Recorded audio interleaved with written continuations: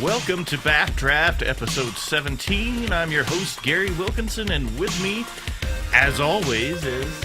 Matt Zerby. Well, as always, as long as I'm not an R&R. Correct. Correct, yeah. So, it's just two of us today. We were hoping to get a third party on, but it did not happen. So, let's go ahead and jump right into our Pack 1, Pick 1. Pack 1, Pick 1. You ready for this? I'm ready for it. Oh, yeah. Let's, okay. That sounded a little too weird. Okay. First one is Dauntless Cather. It's a 2 and a white human soldier. It's a 3/2.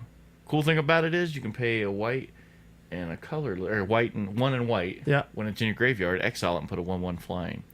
And the last podcast, I was so argumentative about the flyers, right? Yeah. No, yeah. I after listening and editing the podcast, I realized I was wrong. I think the card's decent. I think people undervalue the fact that it has 3 power.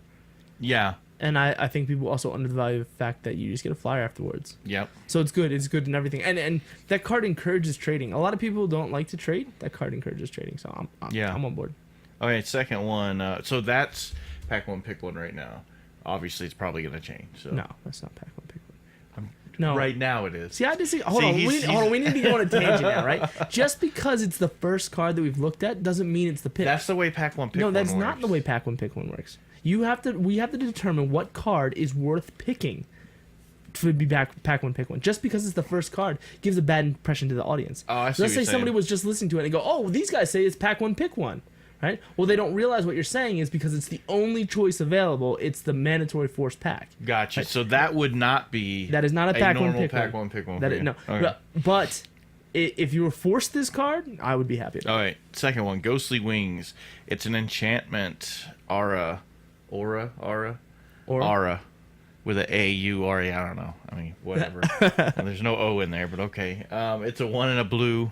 Enchant creature. Enchanted creature gets +1/+1, has flying. If you discard a card, you can return. This is the ability on here. Discard a card, return enchanted creature to its owner's hand, not the enchantment. I think it's just garbage. Well, so I saw a lot of people playing this, not in our group, but I've seen a lot of people play this card to basically, you spend 2 mana to enchant their creature, your opponent's creature, and then you discard a madness card for free, getting free madness trigger, and then bouncing that creature back to their hand. So it's like a bounce spell with a madness enabler on it. Yeah. So if you imagine it, ignore the text of +1/+1, ignore the text of flying, right? If you just imagine it as a sorcery speed madness enabler for your deck, does it get better? It gets a little bit better, but I'm not a big fan of return to hand tempo play. Right. And in this particular draft, it's not that strong. So I think in a blue black would be really nice because okay. Black has the nice madness, blue has the nice tempo. I'm not even. It's not even my realm of first pick. So. I'm just giving you an alternate way to think about the card, and I don't know if it's good. I've never actually played the card before. Okay, so next one is Puncturing Light. This is a instant speed, 1 and a white. Destroy target attacking or blocking creature with power 3 or less. I have had horrible success using this card. I have never played with it or against it. Yeah, it's too circumstantial because, you would think, okay, there's a lot of cards 3 or less, but there's a lot of cards 3 or over 3 as well. I guess it's okay. I don't know.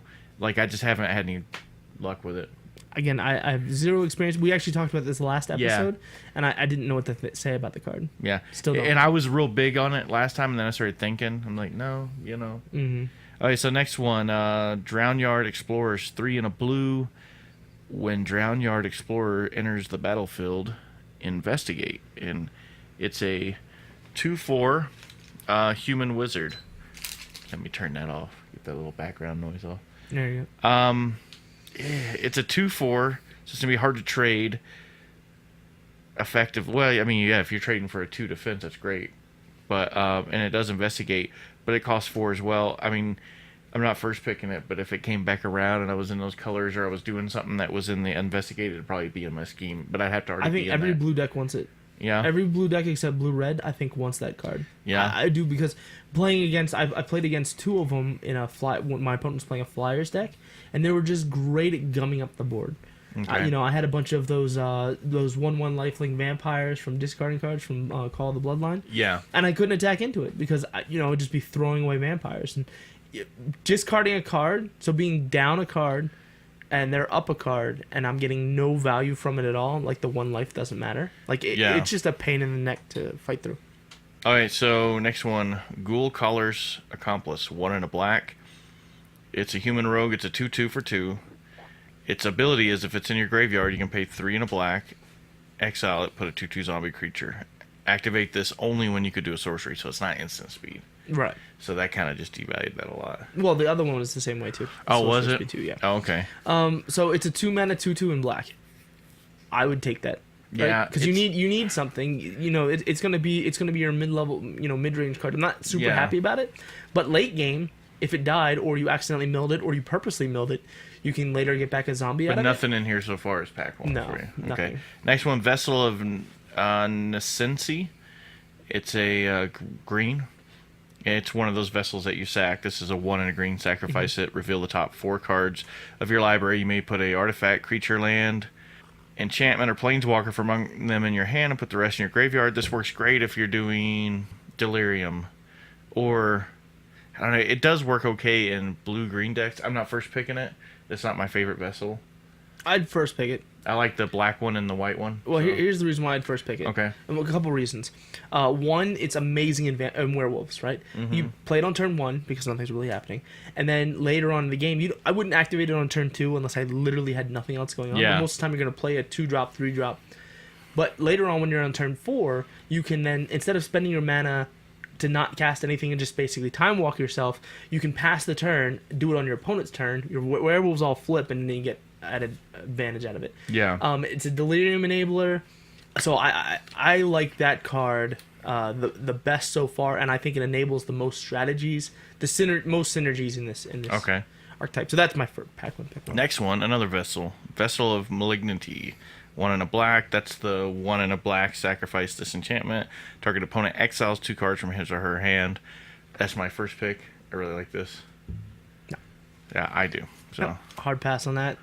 The effect to exile 2 cards only applies later in game, and I found that so many times, because madness is a real thing and discarding cards is a real thing that you're doing, a lot of times that. But they're exiling it. They're not discarding. I understand. Hold on. Yeah. But this card is a card that's been printed many times. The discard 2 cards, pay 3, discard 2 cards, pay 4, discard 2 cards, take 2 life. Right. That card's been printed multiple times. It's good when you wait for turn 6, turn 7. And you can sit there and be like, okay, well, now I'm going to get him. And he's only got his 2 bombs left in his hand. I'm going to strip him away.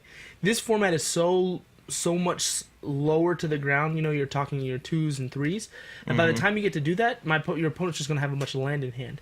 Or nothing, because they can see it coming. Yeah. So maybe they draw a land for turn. Instead of playing a land, they wait. So they'll have 3 cards in their hand when they go to activate it.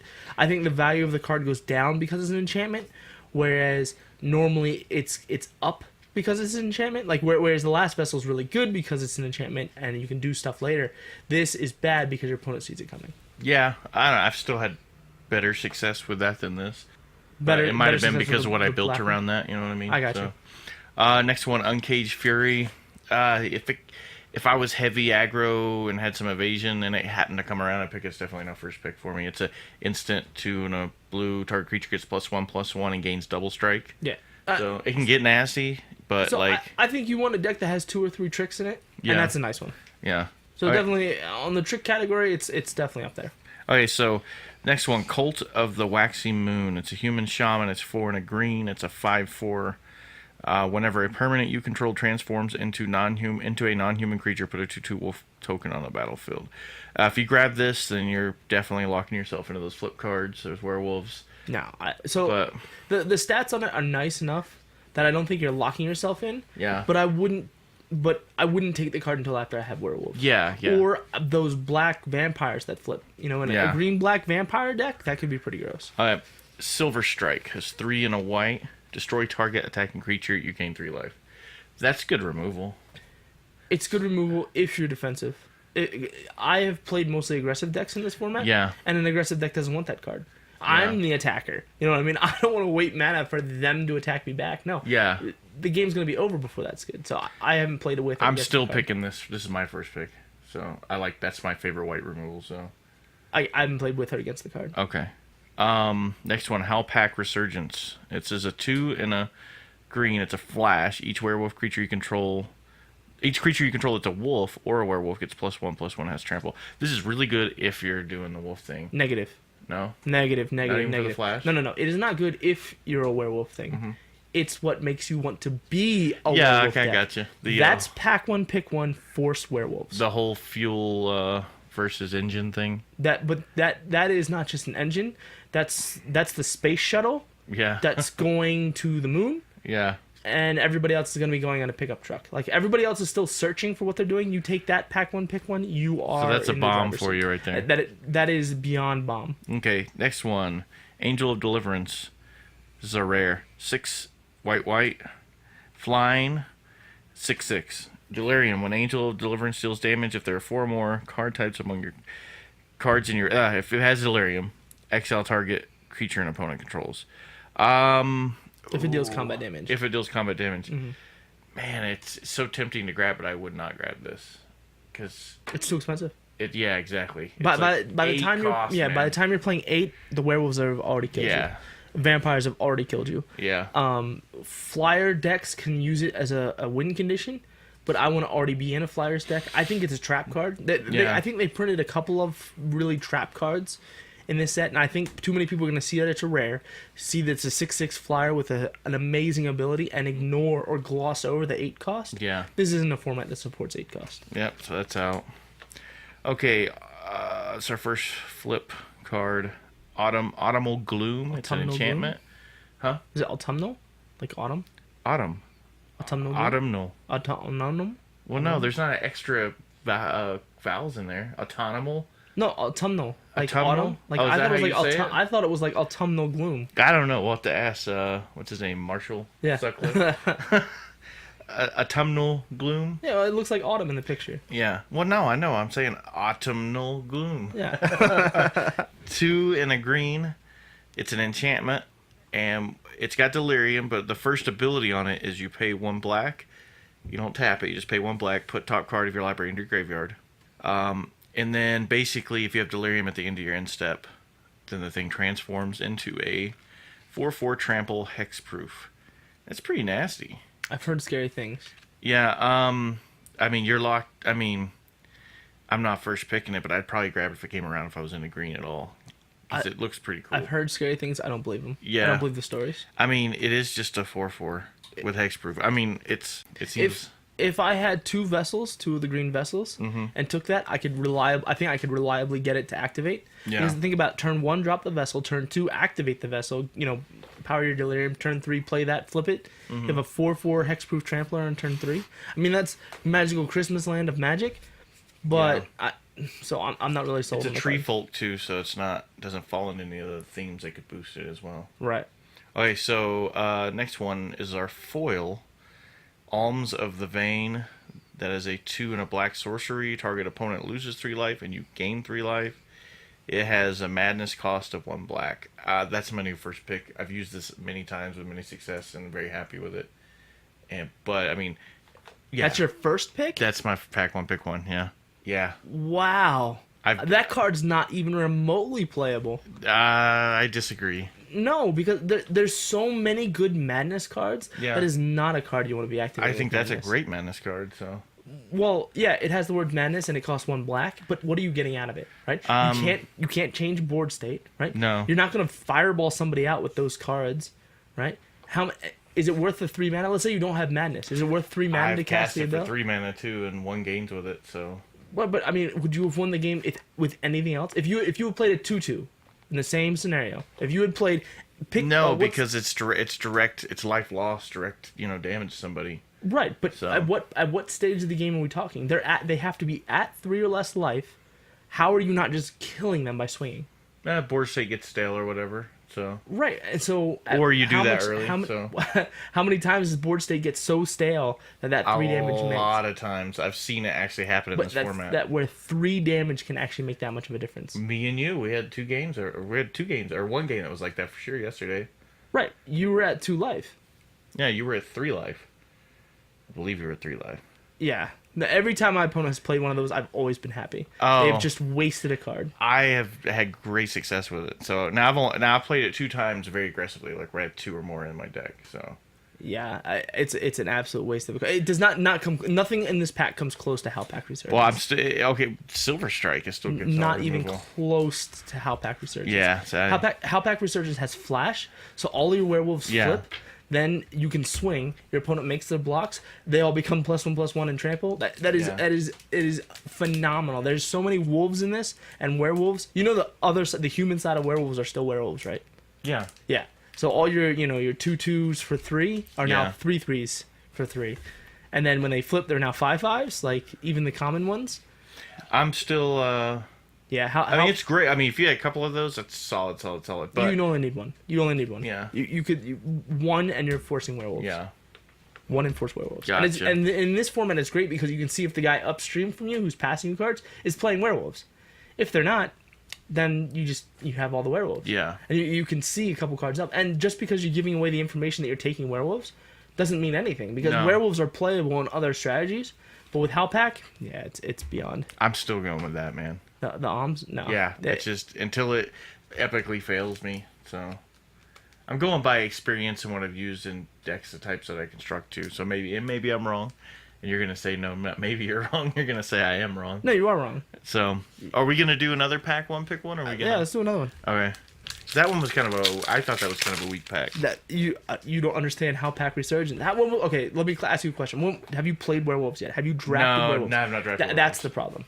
When you draft werewolves, you'll see what I'm talking about. Okay, first one is Inquisitor's Ox. It's 3 and a white. It's a 2/5 Ox. It gets +1/+0 in Vigilance as long as as long as you have Delirium. If you're in white and you need creature filler, this thing's pretty awesome for ground stuff, but it's not first pick for me. But if it came back around, I was in those colors, or I have flying, I need something to stop the ground, this is like really good. It's a pain in the neck to fight against. Yeah, it's a pain in the neck to fight against. 3 vigilance with 5 toughness, because a vigilance creature with high toughness doesn't care, it just swings in. Yeah, whatever. Oh, you want to chump block? Okay. You want to block with your 4/4? Okay, maybe I have a trick. You put all the pressure on your opponent with none of the downside. Yeah, that card's. Okay, next one is Silent Observer. It's 3 and a blue. It's flying 1/5. Ooh, I really like this card. It's a pain in the butt. It's great defender. The opponent's like, it's 1 life, and they don't have a blocker next turn. Yeah, I'll go ahead and take that 1 damage. Because they don't want any combat tricks or something. I don't know. It's really good. It can screw with your opponent's head a little bit. So if I had 2 or 3 of those, I'd want the Last Angel, but.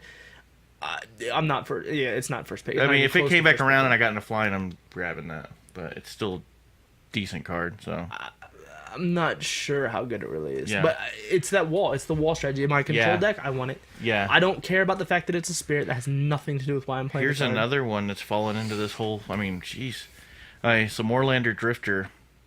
Like these cards, I would want together. Mm-hmm. Yeah. So this is a 1 and a white for a 2/2. It's a spirit. And if you have Delirium, it has flying. Yep. So it's pretty good. Obviously I want to see what else is in here. I'm not. So That's first pickable. It's first pickable, but I there's probably something in here better. Right. It's still first pickable. Yeah. It's still a defensible first pick. Warped Landscape. This is the land that gives you 1 waste. Colorless, waste. Tap for colorless. Yeah, tap for colorless. Doesn't tap for waste. That's waste right. is a Tap land for colorless. type. That's right. And it has 2 sacrifices. Search your library for a basic land. Put it into the battlefield tapped. If you're playing heavy 1 color, I mean, I'm not first picking this. If you're playing heavy 1 color and you're splashing that 2nd color in, this is really good and also feeds into Delirium. But otherwise, I haven't seen it used too much. As a personal advocate of 3-color decks, I haven't yet run a single 3-color deck in SOI. I've only splashed that 3rd color twice in the whole time, and I only did it because I had Thorin. Yeah. Both times. Well, it enables Delirium, so if I cared about Delirium, I probably would play it. But like I said, I've never. Normally, it would be a really high pick for me, but no. Probably my least favorite Vessel of Volatility. It's a 1 and a red. Pay 1 and a red, sacrifice it. It adds 4 to your mana pool. I saw, Aaron played mono red last night, and this helped him out a little bit. I was seeing some things in mono red that I didn't think would ever worked out okay, but I'm not picking it. It's not that great to me. So No, it's not very good. It is a step below the black one as far as terrible, but not much below. No, it really is. Okay, here we go. Kessig Dire Swine. 4 and a green. If it has Delirium, it has Trample. It's a 6/6 Boar Horror. We talked about this last week. Mm-hmm. I used this last night, but because it came around like very last pick, and it was a filler because I was doing some big green creatures, but I'm not first picking it. So you had the card. We played against you. You played against me with it, and I just kept chump blocking because you didn't have Delirium. Yeah. So I think the card without Delirium, I think the card is unplayable. Yeah. I think with Delirium, the card it goes into the playable category. Mm-hmm. So I think that's one of the things you need to ask yourself. Do you have Delirium reliably? Giant, no trampling creatures. Trample is the bread and butter of the card. So. Okay, next one, Macabre Waltz. Sorcery, 1 and a black. Return up to 2-card creatures from the graveyard to your hand, then discard a card. I think this is really awesome card. If you're doing the madness thing and you have creatures in the graveyard, if you're into the madness thing and you're already getting that going and you have creatures, yeah, it works really good. I've seen it in really crazy combos. It does great stuff. Besides just putting 2 creatures in your hand. Put 2 creatures in your hand, discard your madness card, boom. You did that on me, I think. What if one of those 2 creatures had madness? Yes, that's a good one, yeah. It's good, but this is that whole fuel engine thing. No, see, I don't think that's fuel engine. Because this is fuel to an engine. So. I don't think the discard on this is worth what you're getting out of it, right? If it had draw 2 cards, then discard a card, I think that's part of the fuel engine that we're talking about. I think that is more, if I'd sideboard 1, never more, but I'd want them if my bombs were bombs. Like if I had, say, Olivia, mobilized for war, right? I'd want one of those just in case my opponent kills one. Mm-hmm. Now I've got 2 copies of Olivia in my deck, if that makes any sense. Yeah. If I had another bomb creature, that is so powerful it takes over the game by itself, I probably would main deck one. But sideboarding seems a lot better, especially if hopefully my opponent's trying to mill me out, and then I can even get more benefit out of it. Yeah. But we're not first picking that. No, I put it in the sideboard camp. Pyrehound, 3 and a red. Trample. When you cast an instant or sorcery, put a +1/+1 on it. That's first pick. Yeah, because that's first pick. It can get so nasty, so quick. Yeah. So didn't you play one last night? No, not. No, it was. No, I did have one in my deck, but I mostly just there was another guy I was playing, Zach. And it got so nasty real quick. Mm-hmm. So and that creates deck, right? So that wants to be put into the red-blue deck. So if I draft that, I'm looking for red-blue, right, to look at. Now it does keep me still open red, right? I don't mind playing another red stuff, but red-blue is the deck that really wants to do that. Yeah, and red-blue wants to play like 10 instants and sorceries too, which would go right into this Trail of Evidence. 2 and a blue. Whenever you cast an instant or sorcery, investigate. Only thing is, I wouldn't, if I was building a constructed, probably with something like this. But in the chances of you getting this out and the instants and sorceries out, it does nothing else to you unless you pay an instant or sorcery when this is out. So I'm definitely not. You could be dead. Yeah, you could play that card and literally next turn just die. But a lot of people grab this thinking it's. I want to play 1 in Commander. Like a nice commander deck that has a fair, because the accidentally getting instants and sorceries, I'd probably I really would want something like that. If I thought the game was gonna go super long, like me and my opponent were both in red blue strat, like a grindy or red blue flyers with a bunch of spells, and the game was just gonna go super long, I'd want one because I could take advantage of clues, and accidentally getting spells. But main deck, no, never. A magnifying glass. The next, it's our second uncommon. Magnifying glass is 3. It's an artifact.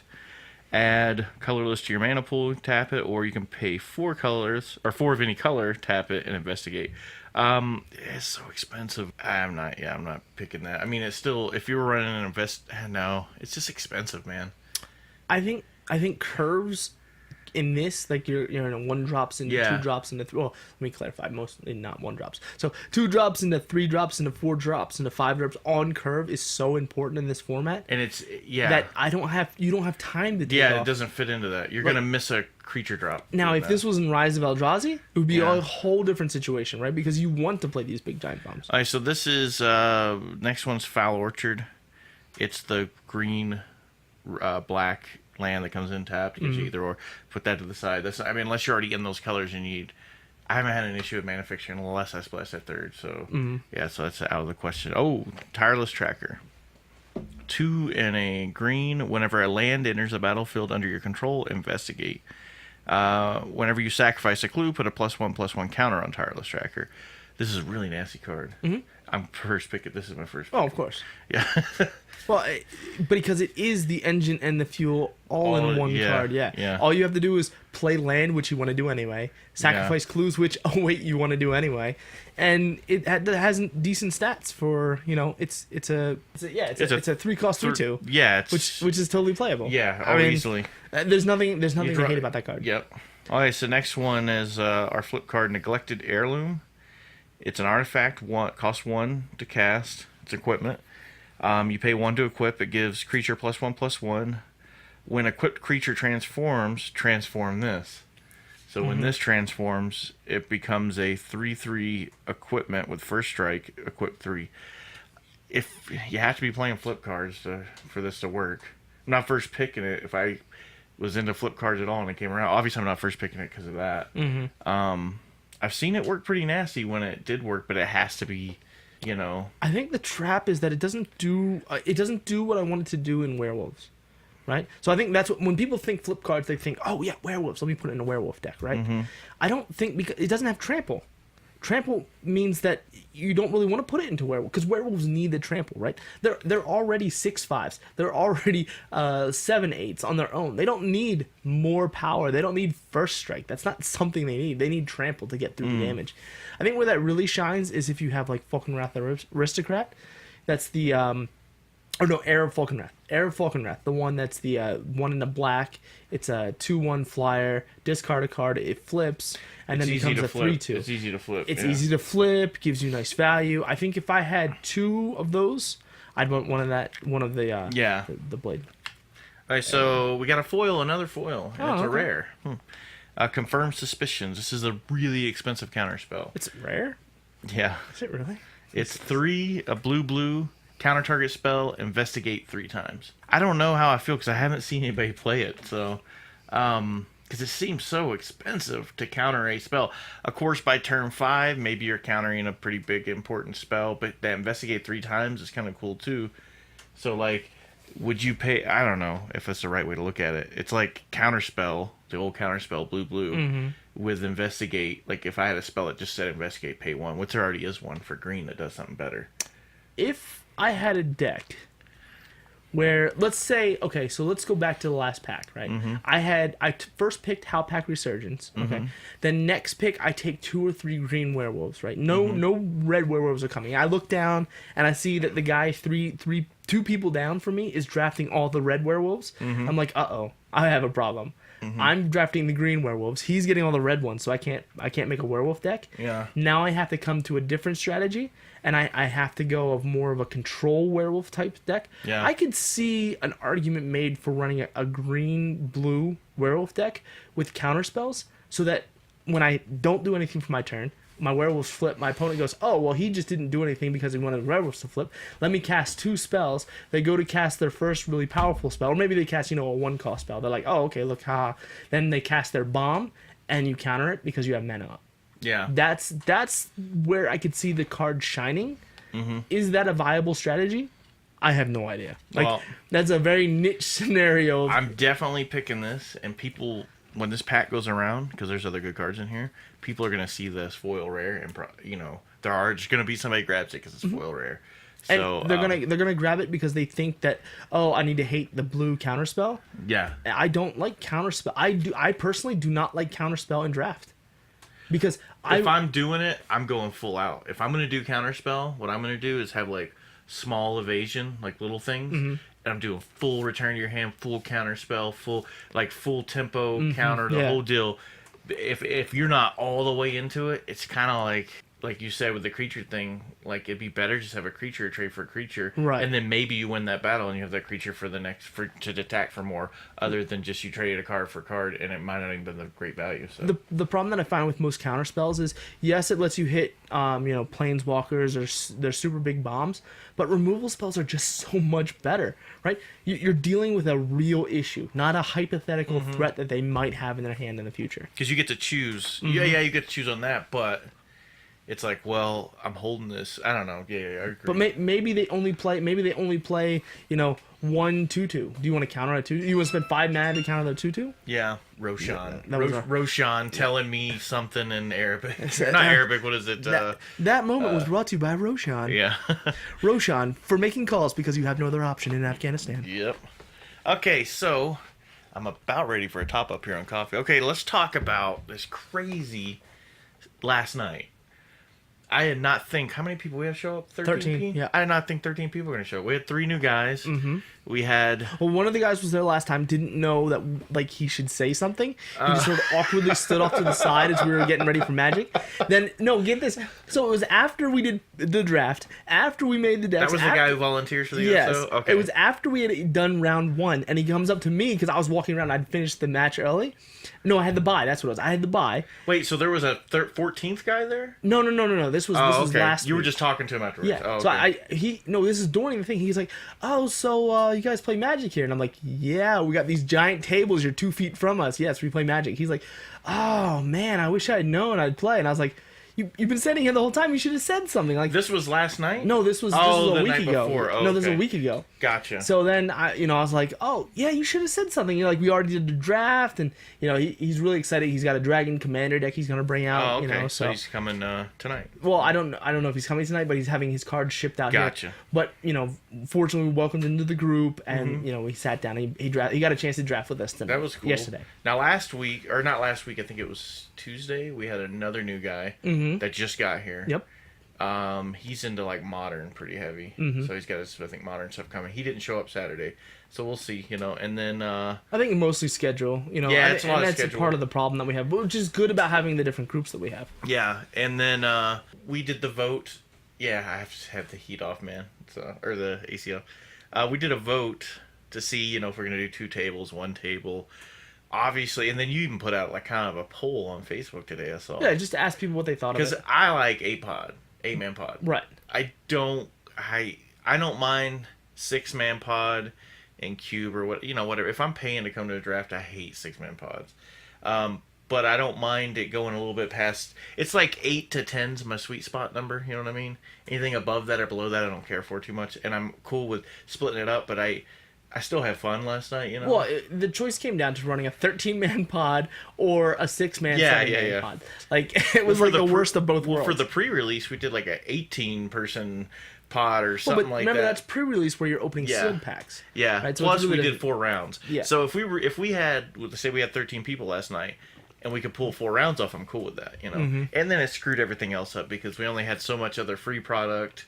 We only had, I don't know, it worked out weird. That's the last free one. One of the problems with a 13-man draft is that you can't get signals at the table, right? No. So in a 6-man draft, right, I can get signals. I can pass a pack and have a mental concept on what I want to come back. If it comes back, that means it's open. If it doesn't come back, that means somebody else is drafting. The 13-man pack, you're getting the land or the checklist. Yep. And so you can never tell if you're drafting the wrong deck. Yeah. You could literally be drafting the same deck as the guy next to you, getting all his hand-me-downs, and you can just build this garbage deck. Because like last night, I noticed in our pod, we did the 6-man pod, was that white was getting taken pretty... White, and there was a lot of red available because people played it, and I still saw stuff going around that was... It was unplayable decent. red. Unplayable red was going Fiery on. Well, here's a weird thing. I had... Who was it that... Well, I handed a Fiery Temper off to Aaron, which I kind of figured he was going red because he always goes. It's just right. Aaron. Yeah, he's aggressive. And I don't know. I really screwed up. I think I could have beat you last night. I screwed up so bad. Yeah. In that third game. If you had not played the alms, then you probably would have won. I didn't have alms. Oh, I see what you're doing there. No, I was pretty happy with my deck. We fought it out hard that second game. And then that third game, did you when you scooped after I unloaded 4 creatures in one turn? It was the first game, yeah. It was the first game. I was let me go ahead, because I didn't want to flip that dude. I'm like, he's not playing spells on my turn, so it doesn't matter. Yeah. Well, you had so I was talking to Aaron about it this morning. You had a white green aggressive deck that was not humans.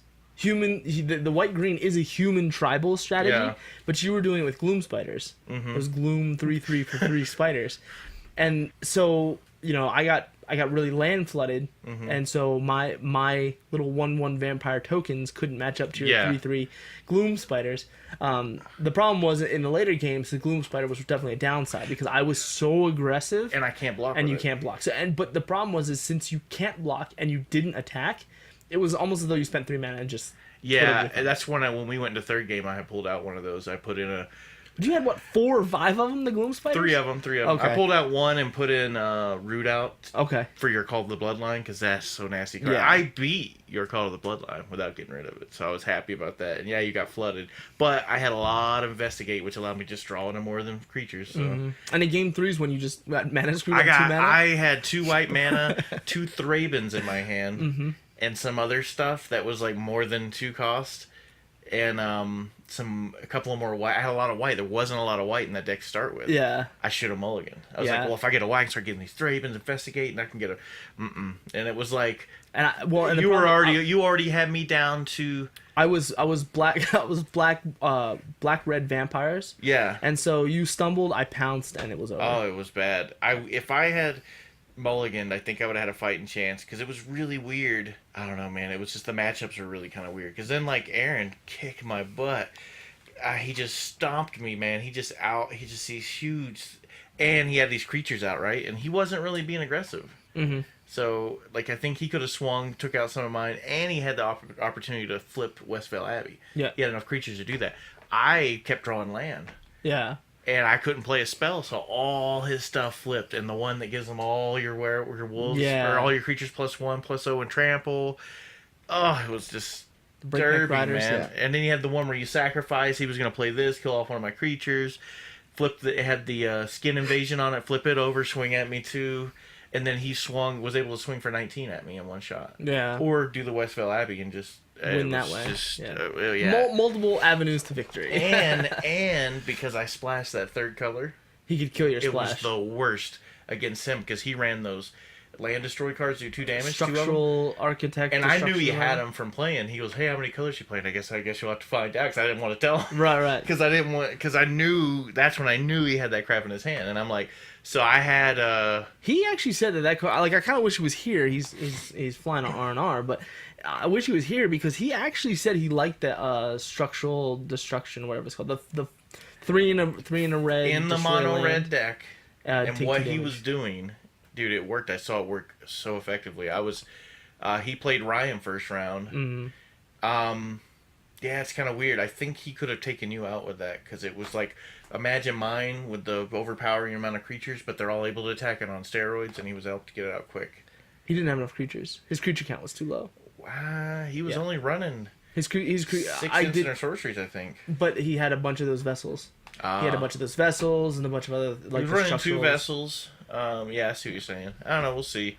I mean, I think it paid off. I think it paid off against your deck because your deck was a little bit hodgepodge. You didn't have the synergy, and I think the synergy is what makes the huge difference. Yeah. So I think if you took your same colors and had synergy, the human side of the package, I think you would have done much better. See, because I even had that enchantment. And that's how Ryan won. Each creature and then humans, and I was like, I don't have enough humans to make this worth really. Yeah. Throw it in there. That's how Ryan won, is because he had all the synergy. He had the spirit. Yeah. And so his spirit synergy beat the mono red, and your green white non synergy lost to it. Yeah. So. And then I'm glad I didn't do the. I mean, I saw that the madness thing was getting done, so I knew not to do that. And, because Zach, I felt so bad for him because it was so bad because he was doing the same thing you were doing, but he was getting, your scraps from it. Yeah. Well, we weren't next to each other. So he just wasn't drafting the right things. It did go... Didn't draft that's true, because it went left, right, left, because he only got all of the Madness cards came past him to me. That's true. He didn't take any of the engine, just took all the fuel. Yeah. Or the payoff. He took the payoff cards, but didn't take any of the enablers. All right, so I'm very excited Hey, Gary. Hey, what? Guess what? What? We have a website. Yes, we have a website. That's Hey, what Gary. I'm talking about. Hey, Gary. So, I think you designed the website, too. yes, so when you go built it from to... scratch? Well, it's template. I didn't build it from scratch. It's From scratch, Gary. At the end of the thing, we say, go here, go to this place. Just go to www.BAFDraft.com. You got your hyperlinks for your social media there, or your little social media thing, so you can get on your Facebook and Twitter there. Yep. If you're into the RSS feed stuff, you got that. I don't think anybody's going to be doing that, but... Well, we got the for the podcast. But now, and also there's we don't call it a blog now, we call it articles. Yeah, we have articles, some articles. And there's a new article went up yesterday, last week's podcast went up yesterday. There was going to be another podcast, but by the time I started listening to it, the quality was so horrible. I don't know what I did wrong. For which one? That was the one when Fulmer and all them were here still. Oh, okay. Yeah, so I just scratched that one. No, it looks nice. Check it out. www.BAFDraft.com. Yep, and then I will slowly be adding things to it. Yeah, features over time. Yeah, like if once the D&D kind of kicks up a little more, I'll probably throw that in there, some new what's going on. If people news. start playing. If people start playing, yeah. So we'll see. I'm trying to cater it to whatever people are doing here. I'm not necessarily going to try to make everybody do something to add more content to it. Okay, so this is a topic we didn't talk about last time, so we'll cover it real quick, is the big announcement that Modern will not be in the 2017 Pro Tour list. And, the rotation. And I'm gonna claim ignorance on this. I know the big hype. There were so many people excited about it that I saw, more than upset about it. Please explain to people. Like, I'm new to Modern, so I don't understand how this is helping. Okay, so the Pro Tour, when Wizards does a Pro Tour, right? What they have is they have PTQs, which are invitationals to the Pro Tour qualifiers. Before that, they have PPTQs, which are smaller events. We're talking about 20 people in a little game store. Your local game store can host these. Yeah. The winners of a PPTQ, pre-Pro Tour qualifier, basically then get a ticket to go to a Pro Tour qualifier. So if you win a PPTQ, you can then go to a PTQ, a Pro Tour qualifier, and they're hosted all over the place. So, and even if you win your local regional PPTQ, you can go any PTQ. Okay. So you go to the Pro Tour qualifier, and if you get I think it's first, second, maybe third or fourth. I think it may be just first place. I think if you win first place at a PTQ, you get an invitational to the Pro Tour, right? So this is limited to only platinum level players, Hall of Fame players, and anyone who's won a PTQ. Okay. Anytime during the season, right? And you immediately qualify for it. So you got to really earn your way. You do have to earn your way to the Pro Tour, okay? So what a Pro Tour is for Wizards of the Coast is a marketing campaign, right? It's when all these people get to come out. It's when you get to see all the new decks, all the shiny things, all the things pros who actually, they're on professional teams, they're building decks, they're customizing new strategies. Most of the time, a Pro Tour happens about a month and a half after a set is released for Standard. Then they have various Pro Tours that are broken up through the year. We're only looking at like 6 to 8 Pro Tours for a whole year, so it's not that many. Other Pro Tours are... When you say Pro Tour... That's like an actual event, yes, but the whole thing in general is called the Pro Tour? No. The event is called, instead of having a Super Bowl, it's the Pro Tour. Okay. So it's Pro Tour Madrid or Pro Tour... so that's one event. It's not like it's a 3-day I event. did good at Pro Tour Madrid now. I did good here. They combine and do this. They're individual. No, it's individual events that you get a number of points and they give you towards platinum. Gotcha. Anyway, so the reason why they took Modern off of the Pro Tour is because Modern is a relatively stale format. Right? Everybody has the decks. Everybody knows the decks. Everybody battles the decks. That's what people like about it. They like the fact that decks don't change. They like the fact that they can spend $2,000, $4,000 on a deck and know that if they go to a Modern tournament somewhere at a store or at a Grand Prix, they could take their Modern deck and play there, right? Because it's just going to be stable. It's like the top 8 all the time kind of thing? Basically. Yeah. Right? And you have different... And that's what you mean by stale. It's like you're not seeing new things come up or anything. Correct. Now, you'll see fringe stuff be playable. One of the more famous people... So Eldrazi came from a Pro Tour. It was a Pro Tour breakout. So one of the more famous Modern, I guess you could call brewers, is actually Travis Wu. He goes and does all of his content is basically Modern brewing. Different decks, different archetypes, different ways of looking at things. Actually, Living End is one of his piloted decks that he basically turned. By the way, I from... got 3 living ends on the way now. Nice. He turned it from a tier 2 to an actual staple of the format. Anyway, so that when they make a Pro Tour, right, Wizards wants people to watch it, wants people to be excited about it, wants people to be entertained by it. So the way they do that is they have to mix things up. They have to shake things up. And so that's where the unbanned list comes from. So when they get ready for a Pro Tour, they have to make about a month and a half out, they have to make ban lists so that cards that are popular are no longer popular, so decks don't exist anymore. Mm-hmm. And when a deck is taken out of the contention, other decks have to fill its place. Like Splinter Twin when it went out. When Splinter Twin left, something had to fill the void. Yeah. And it was Eldrazi. Mm-hmm. Everything was Eldrazi. Yeah. And even now, people have Eldrazi elements in almost all of the top 8. Yeah. So, the reason why people are excited that the Pro Tour is no longer part of, or the Modern is no longer part of the Pro Tour, is that they will no longer be bans and unrestricted. So when you spend $2,000 to buy your Splinter Twin deck, you'll have your Splinter Twin deck. It's not going to get banned. It's not going to be piecemealed out to being worthless. It'll be able to last. So, so when they put out the next ban-unban list, you're thinking Splinter Twin's coming back on, or what's it? No, I don't think they're going to do it. I don't think the Modern ban-unban list will have any effect unless it's an unbanning of a card, or unless it's something breaks out and it's so destructive to the format. So when Jeskai Ascendancy was first released, people claimed it was the most broken thing. A must ban, emergency bans need to happen because the card was so prevalent. And then people were, they calmed down and the card came to nothing. Like, it doesn't really show up that much. It's a tier 1.5 deck in Modern. But when Eldrazi came out, Eldrazi was so prevalent because they could kill you so quickly, and there was nothing like Splinter Twin to keep it in check. There was nothing to counter the fact that they could just kill so fast. So how do you think that's going to affect prices?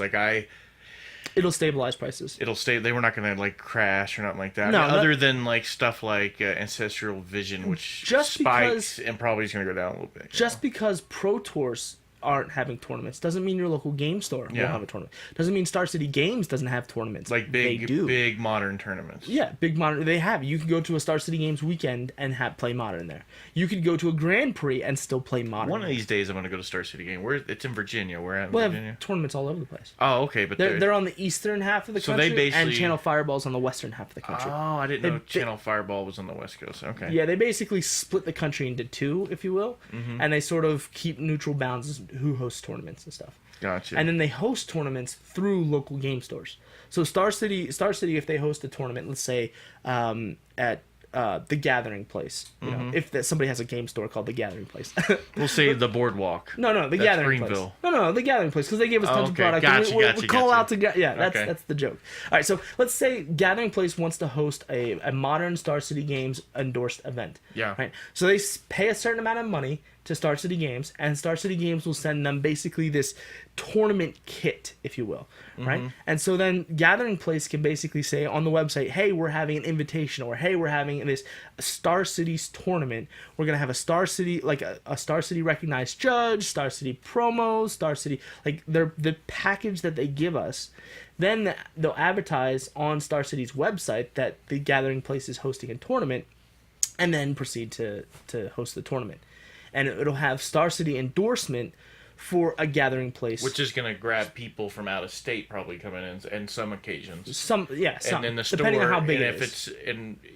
Even if it's a sealed, or there's some element where both of them are making money on it. It's working out. Yeah, well, so. The Gathering Place pays Star City for the package, right? And then Star City and probably other local vendors can actually come and probably depending on how big it is, set up shops inside the thing. Even though the Gathering Place is hosting it, it's still it's still a conglomeration of multiple stores working together to host tournaments. Gotcha. And that's what's great about the community as a whole. So you asked about Modern prices and what will happen because of the Pro Tour. That doesn't mean anything. Just because it's not on camera or on the Pro Tour doesn't mean that it's not going to be played anymore. Modern will still be alive and healthy. Gotcha. Even stale. It'll be stale and healthy. But here's the other question. Is it coincidental that all happened with Eternal Masters coming in? Do you think there's going to be some other new format? made up or added Wizards tried not to have the Pro Tour in 2016. at all. They did try not to have Modern on the Pro Tour in 2016. Oh, okay. They announced it in 2015, end of 2015. The community outcry was basically, no, we got to have Modern, because remember Modern Masters 2 had just come out. Yeah. Or Modern Masters 1 had come out, and Modern Masters 2 was in the pipeline, and because that came out in 2015 when Modern Masters at the end of 2015. Yeah, so Modern Masters 2 had just come out. They had announced that for 2016 there wasn't going to be any Modern. People were pretty upset, and so the community as a whole outcried, right? So Wizards was like, okay, well, fine, we'll put some Modern on the Pro Tour, and then they banned Splinter Twin. Yeah. So I'm hoping, but by the time people are listening to this, or if not shortly after, that they start leaking out some Eternal Masters. I have no opinion on Eternal Masters. Because you just have no idea. Because all we've seen, it's really hard. I don't exactly know what it's going to be. Because you got Eternal Masters, so that's Eternal formats, but they're not going to print reserve cards. So what are they going to print? But, obviously we got the Mythic Rare Wasteland, right? Yeah. Mythic Rare Force of Will. Curious, are they going to throw fetch lands in there? The other fetch lands? I don't know. It seemed like... I just can't imagine them doing that. And I know they don't. So here's my problem is Modern Masters, the first one, was a fun draft format. And I think we've actually talked about this in the past. Yep, we have. Modern Masters 2 was you could not put a gun to my head and tell me to play Modern Masters 2. The only thing I enjoyed about that was opening packs and hopefully get something nice. Playing it, I hope the audience can feel my eye roll through the podcast. It was bad. Yeah, I didn't have fun doing that. We did that like 2 or 3 times. Yeah, it was just a miserable format. I had more fun doing, Dark No, we did it quite a bit. We did it almost 4 or 5 times. Because remember, we got a whole case of it. We went crazy. We went ham on it. But so my fear is that Eternal Masters is going to be more like Modern Masters 2 than Modern Masters 1. And the reason why I have this fear is because of printing of Force of Will. Yeah. Right? Force of Will is such a situational card. It's like every other counterspell, except it's card disadvantage in a counterspell, so you're spending 2 cards to counter 1 spell, right? So unless that means something in a draft archetype, it's just this super expensive rare that you have to draft that's unplayable. And I hated Modern Masters 2 did that, right? Modern Masters 2 did that, printed the crown, that white crown. What was it? I don't know what you're talking about.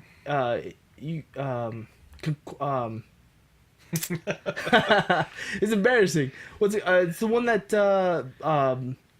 Boggles plays. I don't know what Boggles is. Boggles is a modern deck that runs off of Hexproof. Basically, it plays Hexproof unblockable. Anyway, this enchantment basically gives a creature +3/+3, first strike, lifelink, but it has to be on an enchanted creature.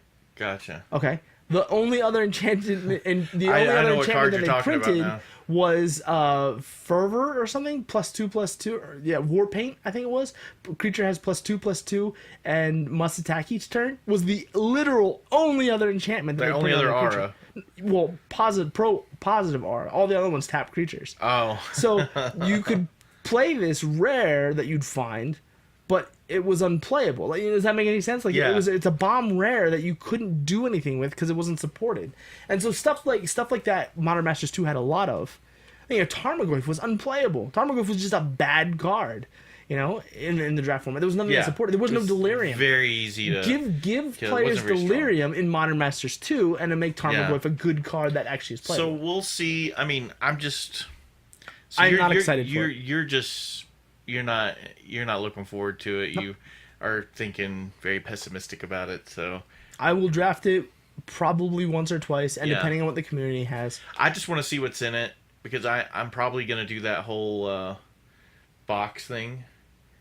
Do you know what I'm talking about? I don't believe that Eternal Masters is the way to do the box thing. You don't think so? You think I should do it on the next? I think you should do it at Eldritch Moon. What we're talking about is there was some guy who put out a video. Can't remember what it's something. University, awesome website, but awesome videos. But basically, the guy would open up a box as soon as the set came out, which is a little harder here because prices spike as soon as a box comes out, like just ridiculous. People prices spike before a box comes out. Yeah, they're so willing to pay so much for something. It's like it's unreal. Basically, the guy would get them in, sell them, you know, like on TCG, and he had certain parameters he followed, and then if he made enough on that, then he'd go buy the next box and do it. And keep doing it until he didn't make back his original investment. Which basically you end up with a lot of junk rares, you end up with some cards, you end up with, I mean, you can end up with a lot of stuff that you can buka trade, and I'm thinking in that mindset, you know what I mean? I mean, it's an interesting exercise, but I don't know how well it is in practice. Yeah. This morning I was number 9 on the top traders. There you go, high five. High five. 75 trades in the last 48 hours. Nice. So one of the things I think is good about that is because of the way we are, you know, the way we are here and the workload that we have out here and the way the situation is. I think instead of buying a single box and doing I think you should go a whole case. Yeah. If you want to do it, you have to do it big and you have to do it quickly. Yeah. I think you could turn a case around a lot faster than an individual box. Yeah. Especially since you have to wait 2 weeks for the next box to get here. Yeah. It just seems like So I would do, if I were you and you want to do this, I would do a Just case. drop the $1,000 to grab a case of them. And I mean, worst comes to worst, you make back less than $1,000, but I can't see it being much less. Yeah. And you still have the speculation on what's going to go up, down. And then anything that doesn't sell for as high as it is, wait till the Pro Tour comes out after that, because Pro Tour, Eldritch Moon. You wait till the Pro Tour and see what the pros are all playing, and then turn around and flip it again. So. And then, we'll see. Oh, by the way, another thing we're going to start a YouTube video soon. It'll be sometime in the next month. I don't know. Depends on how fast stuff gets here. I got a GoPro on the way, a little screen on it, a little headset. I'm going to start doing... Basically, you're going to get into the mind of Gary and how bad or good he drafts, depending... Yeah, how bad I draft, apparently. I don't know, you know. You'll get to see what I do. So, and then people are going to get to analyze it. And I'm going to try to convince others to do the same. Yeah. Well, and then what we'll get to see is the fact that Gary does draft without pants on. So it'll be interesting to see. So what I'm going to do is try to use a microphone and kind of talk a little bit, mainly for notes for myself, but I'm going to commentate over the top of the video to show what was going on in my mind when I was picking this. What you have to do is just make sure you're sitting at the end of a table. So when the pack's going around, you're all the way at the end. You know, you're not sitting next to somebody. Sit next to somebody. I'm not going to see their... you're going to see so mine. You're at the end of the table. So that way you can mumble to yourself. Oh, and people won't be yeah, right I got you. I don't really care much about that. I got code words. Code? Okay. Yeah, I'll know. And you just have to put code definition. Yeah, and I'm going to record myself playing my matches, too. There you go. So you just get to see... And it's going to be point of view. It's not going to be like... It's going to be like on my head at the angle where my eyes would be. POV magic? Yeah, POV magic. Yeah. I like it. BAF Draft POV magic. Yeah, I'm going to come up with some clever name. So, and then hopefully we'll go... I don't think we're going to go viral, but hopefully we'll get some followers on Facebook. It'll be definitely... Or on YouTube. It'll be something new. And being in a war zone and seeing, playing with soldiers in a weird environment. And I don't know, maybe it'll grab some unique, some other soldier magic guys. Like, oh, wow, yeah, I was there. Especially guys that were here before. That's a cool thing. We get people that follow us. I just don't want to see that nightmare of editing you have to do afterwards. Oh, it's going to be horrible. Yeah, I hate editing. I already have enough time. That's why you don't see me usually playing on other nights besides the 2 nights. Right. Is because the website, the blog, the podcast, and then now the video, and that's something I've never even done before. I've got the program. I got a Mac, so I got it covered. Oh, okay. Well, you have all the software. Yeah, the whole software and hardware. Yeah. You just need the GoPro. All right. Yeah, exactly. Well, that's our time. Thank you all for listening to our podcast. Oh, we'll talk about it off the air, I guess. I think we need... I'm so tired of drafting SOI already. Is that wrong? www.BAFDraft.com, or you can check us out on Facebook/groups/BAFDraft. Yes. But if you go to BAFDraft.com, and you can go to it if you're on Nipper now. Thanks, Will Noonan. Yeah.